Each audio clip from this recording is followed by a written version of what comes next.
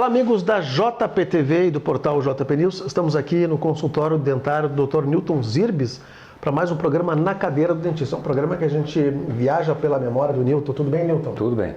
Newton, hoje nós vamos entrar num capítulo muito interessante que é a medicina dos anos 50, 60 e 70 também em Montenegro, que era uma medicina um pouquinho diferente, né? Sim.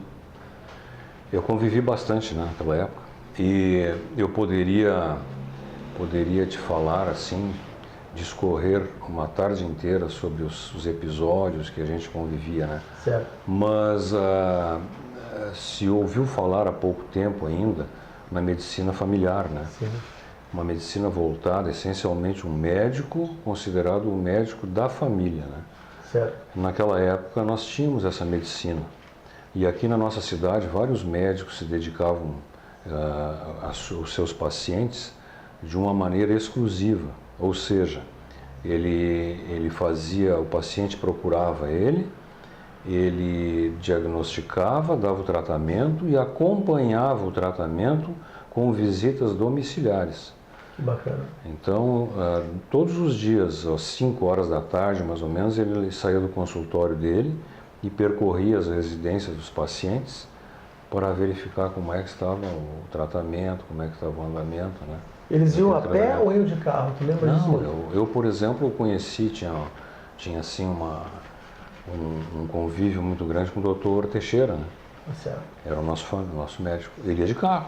Ia de carro? Ia de carro. Ele passava todos os pacientes, né? Ele tinha muitos clientes.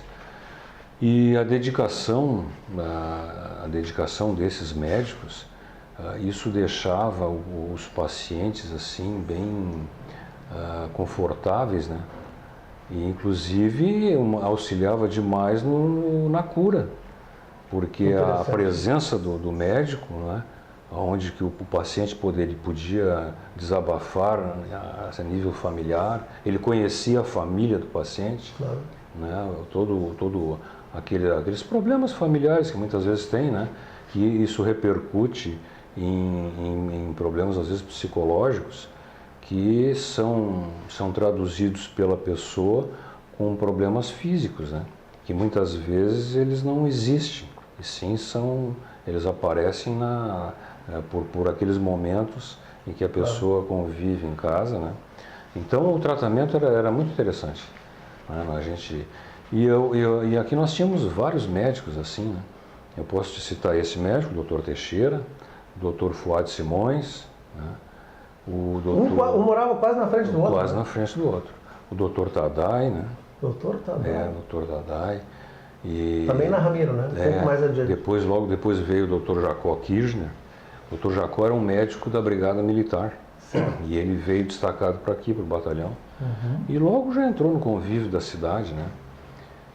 E ele era um médico que já pelo próprio trabalho dele na Brigada Militar, com os brigadianos e seus familiares, né? Ele não tinha assim uma voracidade financeira, né? Sim. Ele atendia às vezes, ia em casa e buscava paciente e levava para o hospital sem cunho monetário nenhum, né? Quer dizer que o sujeito não tivesse como pagar, atendia. Até ele aceitava uma galinha, uma coisa assim, né? Perfeito. Então claro. Era uma medicina um pouquinho diferente. Claro. Mas o convívio na cidade dos médicos assim era muito bom, né? Uhum. Era excelente. Era um número pequeno de médicos na época, né? Mas na realidade assim, o primeiro especialista que veio para Montenegro, que se dedicou a uma especialidade, foi o Dr. Matana. Sim. Ele fazia pediatria e anestesiologia. Então o anestesista, o primeiro foi ele. Primeiro de todos. E antes dele, quem fazia uma anestesia assim, não tão assim profunda, era a Schwester M. A própria Schwester M enfermeira? A própria Schwester M. Que na realidade a Schwester M, ela veio da Alemanha e era uma pessoa com conhecimento científico da medicina muito grande. Certo. Ela inclusive estava fazendo medicina na Alemanha.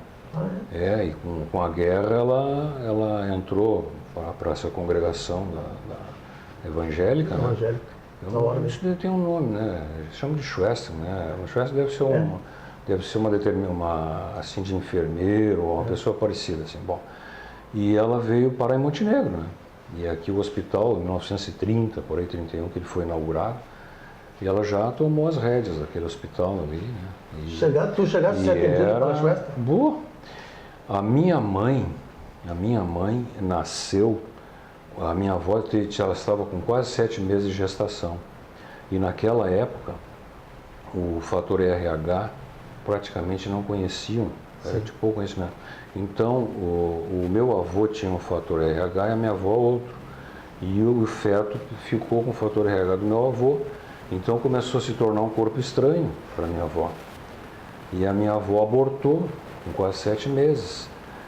E aí foi para o hospital, foi um bafafá todo, né? E a minha avó morreu. Morreu e a minha mãe era um feto assim, sem cabelo, sem unha, a pelezinha assim com as veias, os vasos sanguíneos aparecendo, né? E atiraram ali e tal. E a minha bisavó, mãe do meu avô, ficou desesperada, né? Chegou no hospital lá, queria ver a nora tinha morrido. E a criança está ali, deixa ali. Ela foi lá e tá bom, mas está respirando, né? Aí ela disse que ia levar para casa aquele feto. E a Schwester disse, não, Frau, não adianta e tal. E ela insistiu. Então a Schwester me disse, então tu vai fazer o que eu vou te dizer. Aí a Schwester me deu todas as determinações para minha bisavó e acompanhou aquilo, e a minha mãe sobreviveu. Aí formou o UNE, foi indo, né? Então, quando ela tinha 1 ano, as duas foram no médico, que era o Dr. Waller. Dr. Hans Waller. Hans Waller. Esse também era um grande médico humanitário, né? Esse era uma pessoa que na época dele, né, era o faz tudo, né? Sim. Mas é anterior aos Teixeiros? Sim, anterior. Isso foi em 31, claro, né? Claro. E aí levaram a Schwester M, a minha bisavó, levaram aquela criança lá e ele não acreditava, né? Porque a minha bisavó, colocou a minha mãe atrás no fogão a lenha, numa caixinha, que espetáculo, com algodão. Ela nasceu dia 27 de março e, na realidade, naquela época, as estações eram bem definidas, né? Era outono, e o outono sempre fazia um friozinho. E ela cuidava durante a noite e meu bisavô cuidava durante o dia. E a alimentação era leite de vaca, com água e um pouquinho de açúcar. De minutos em minutos ela ia. E a Schwester M fazendo o supervisionamento, né? E a minha mãe sobreviveu. Então, a minha mãe, ela sempre chamava de minha filha. Aí quando eu nasci, né, eu passei a ser o neto dela. Eu nasci... Da Schwester. Eu nasci e 1 mês depois nasceu o Eduardo Azevedo. As famílias eram muito amigas, né? E a minha mãe me levou, fui junto para visitar, né? Dona Neuci, que nasceu aqui. Eu estava com 1 mês e pouco. Chorava noite e dia, né? Daí chego lá no hospital, a mãe chega lá no hospital comigo e a Schwester já veio me dar essa criança para cá. E me levou. Passou 1 hora mais ou menos, voltou comigo dormindo, tranquilo, né? Aí ela disse para minha mãe era muito jovem naquela época, assim, não tinha muito conhecimento. Daí ela disse, essa criança está morrendo de fome. Está chorando de fome. Eu tenho que fazer isso. Aí ela passou a orientar a minha mãe, né? Ligeirinho, né? Me transformei, né? Depois, quando nasceu o meu segundo filho, o Aron, ele nasceu no final do ano, assim, em dezembro, 18 de dezembro, e teve um probleminha de tipo uma bronquiolite, né, uma coisa assim, daí o médico achou melhor ir para o hospital. E aí chego eu lá com ele, né, e achou essa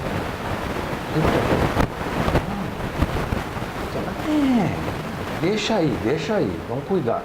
Mas não pensa que tu vai criar assim com dengue, né? Então, já era o bisneto dela, né? Bisneto dela. Então, tu vê como era diferente a medicina, né? Claro que o número de pessoas eram menores, né? Todo mundo se conhecia, mas era um tipo de pensamento, assim, voltado especificamente para o paciente. Né? O profissional existia, era super respeitado, mas ele vivia em função do paciente. E a incubadora da tua mãe, então, foi uma caixinha atrás do fogão. De algodão, né, atrás do fogão. É interessante isso aí, né? Muito bacana. Então, essa convivência isso aí, são episódios assim que muitas pessoas tiveram essas experiências, né? Sim. Porque foi uma época bem bacana. Certo. Bom, essa foi mais uma história aí das memórias do Newton Zirbes, está aqui no nosso programa Na Cadeira do Dentista. Quero agradecer mais uma vez, Newton. Sim. E na semana que vem a gente volta, né? Tá certo. Então, E agora vamos dar sequência ao tratamento dentário. Vamos continuar então. Vamos lá. Tá bom.